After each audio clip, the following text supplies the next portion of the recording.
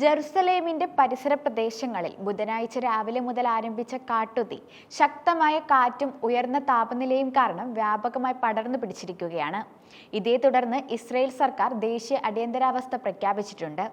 ഇതിനിടെ ജെറുസലേമിനും ടെൽ അവീവിനുമിടയിൽ പ്രധാന ഹൈവേ ആയ റൂട്ട് 1 അടച്ചുപൂട്ടുകയും 7000-ലധികം താമസക്കാരെ ഒഴിപ്പിക്കുകയും ചെയ്തിട്ടുണ്ട്. നെവേ ശലോം, ബെക്കോവ, താവോസ്, നശ്ശോൻ, ലാട്രൺ തുടങ്ങിയ പ്രദേശങ്ങളിലെ ജനങ്ങൾക്ക് സുരക്ഷിത സ്ഥാനങ്ങളിലേക്ക് മാറാൻ അധികൃതർ നിർദ്ദേശം നൽകിയിട്ടുണ്ട്. കനത്ത പുകയും തീയും കാരണം നിരവധി വാഹനങ്ങൾ ഹൈവേയിൽ ഉപേക്ഷിക്കപ്പെട്ട അവസ്ഥയിലാണ്.